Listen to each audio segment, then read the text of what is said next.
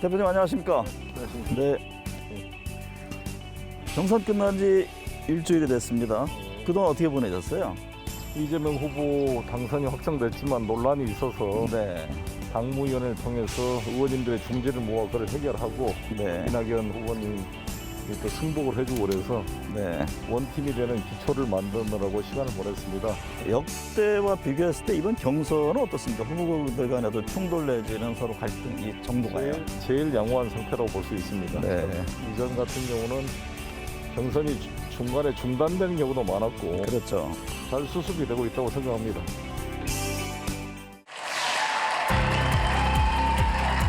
이재명 대선 후보 확정. 경선 후유증을 극복하고 정권 재창출을 향해 달린다. 송영길 더불어민주당 대표, 오선 국회의원, 인천광역시장 등 정치행정 경험을 바탕으로 경선 과정에서 발생한 일정 연기, 불복 논란 등을 잠재우며 여러 당내 갈등에 슬기롭게 대처, 정권 재창출의 초석을 다지며 민주당 원팀 만들기에 몰두하고 있는데 공식적으로 이재명 후보를 민주당의 20대 대통령 선거 후보자로 선포했고 송영길 대표의 차기 대선 필승 전략 집중 분석합니다. 더불어민주당 경선이 치열했던 만큼 후폭풍도 거셉니다. 경선 후유증을 치유하느라 분주한 한 주를 보낸 분이죠. 송영길 대표와 이야기를 나눠보겠습니다. 대표님 안녕하십니까? 네, 안녕하십니까? 네. 내년 3월 민주당 대통령 후보로 이재명 경기지사가 최종 이제 확정이 됐는데요. 하지만 원팀으로 가는 길이 좀 험난하다 이런 지적들이 있는데 이낙연 전 대표는 승복을 했습니다만은 선대위 합류에 대해서는 아직 입장을 내놓지 않고 있고 또 지지자들 중에 일부는 가처분 신청까지 냈거든요. 어떻게 보고 계세요? 이낙연 후보님이나 지지자분들께서 상실감이 클 것입니다. 좀 네. 치유하는데 시간이 필요할 것으로 생각이 됩니다. 네. 그리고 그렇게 이낙연 후보님께서 전 총리님께서 흔쾌히 이재명 후보 캠프에 선대위원장으로 참여할 수 있도록 네. 분위기를 조성하는 데 최선을 다하겠습니다. 네. 그리고 조만간 대통령님과 이재명 후보님 간에 회동이 있을 것입니다. 네. 그렇게 되면서 우리 전체가 원팀이 되는 분위기를 만들도록 하겠습니다. 현재 이재명 후보를 둘러싼 이제 대장동 개발 논란이 여전히 진행 중인데 검경 수사도 한창이고요.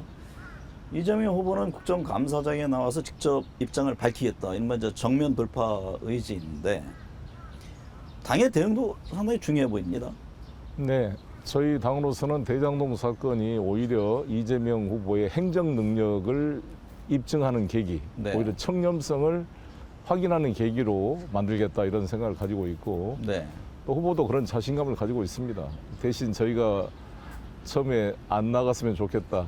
즉 경기도지사를 빨리 사퇴하고 대통령 예비 후보 등록을 해야 선대위도 구성되고 할 수가 네. 있는데 대표님은 아직- 그런 입장이셨잖아요. 네, 그런데 이제 본인하고 직접 통화를 해봤더니 이재명 후보님께서는 너무 자신 있는 거예요. 너무 답답하고 그래서 네. 한번 일부 언론에서 편집되지 않는 생방송 그대로 국민에게 설명할 기회를 꼭 놓치고 싶지 않다. 네. 그래서 저는 이제 주문했던 것은 아무리 야당 후보들이 공격을 하더라도 국민들에게 친절하게 설명한다는 자세로 네. 임해 주십시오 이렇게 부탁을 했습니다. 야당 의원이 아니라 국민을 대상으로 하는 것이다. 맞습니다. 이런 입장을 예. 견제해달라 이런 주문이군요. 그렇습니다. 경기도지사에 대한 국정감사가 아니라 대통령 후보 인사청문회다 이렇게 생각해라. 네. 문재인 대통령이요. 검찰과 경찰의 신속하고 철저한 수사를 주문했잖아요. 대통령의 의지는 어디에 방점이 있다고 보세요? 그 말씀 그대로라고 생각합니다. 네. 왜 만시지탄이다 야당에서 일부 지적을 했습니다만 우리 당내 경선 과정에서 그 말씀을 했으면 또 수많은 억측이 발생할 수 있기 때문에 네. 경선이 끝나자마자 말씀을 잘 했다고 생각합니다. 저 입장에서도 검경이 뭐 특정 목표가 아니라 있는 대로 여야를 불문하고 실체적 진실을 밝혀라 이런 네. 주문이라고 생각합니다. 대장동 개발 논란이어서 지금 야당인 국민의힘 윤석열 전 총장의 경우 검찰 고발 사주 의혹이 제기되고 있지 않습니까? 이 문제 역시 수사 중인데 민주당은 검찰 고발 사주 의혹에 대해서 어떤 시각입니까? 아시다시피 작년 4월 3일이면 저희들이 바로 총선을 1, 2주 앞둔 아주 민감한 시기였습니다. 네. 그때 현직 검찰총장이 여권 인사들을 고발하는 내용을 현직 검사 자신의 오른팔 손준성 수사정보정책관을 통해서 한 검사 3분이 네. 아마 공모한 것으로 보여집니다. 그 검사 출신 야당 후보 김웅 국회의원 후보에게 고발장을 전달했다는 것은 총선 개입 국기문란 행위다 이렇게 판단을 합니다. 그러나 네. 손준성은 앞길이 창창한 젊은 검사가 자신의 이익이 아무것도 없는데 오로지 윤석열 총장의 장모와 처를 비호하기 위한 고소장을 대리 작성해서 폐가망신할 이유가 없거든요. 그것은 윤석열 총장이 확실하게 담보를 해주겠다라는 보증 때문에 한 것으로 봐야 되기 때문에 아마 이것은 심각한 문제다 이렇게 네. 봅니다. 당 차원에서 지금 태스크포스도 구성했던데요. 그렇습니다. 고발 사주권은 뭐 이론의 여지가 없이 윤석열 총장의 문제고 대장동은 이제 야권에서는 이재명 후보를 몸통이다 이렇게 이제 미리 선정해 놓고 공격하고 있는 것이고 네. 저희들은 이 대장동 비리의 출발점이 부산 저축은행 비리 사건 때부터 여기도 윤석열 검사가 나옵니다. 네. 당시 수사 검사가 그때 변호사는 박영수 특검이었고 당장 시간도 없으니 빨리 검경이 지체 없이 수사를 할 것을 촉구하고 있습니다. 네. 대장동 고발과 이거 고발 사주 의혹 두 사안의 어떤 경중이라고 해야 하나요? 네. 물론 이제 수사 결과를 지켜봐야겠습니다만 전국에 미칠 파장은 어떻게 보세요?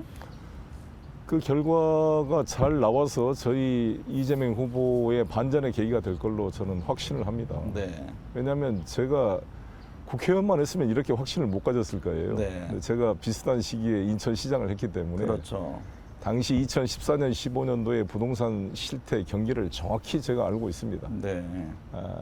그 일개 경기도 기초자치단체장이 서슬시펄했던 박근혜 정부의 우병우 검찰을 상대로 중앙정부를 상대로 광화문에서 천막을 치고 단식 투쟁을 하기가 쉬운 일이 아닙니다. 네. 혹시라도 무슨 하자가 있었으면 그때 이미 다 뒤에 수사가 돼서 아마 구속이 됐을 거예요. 네.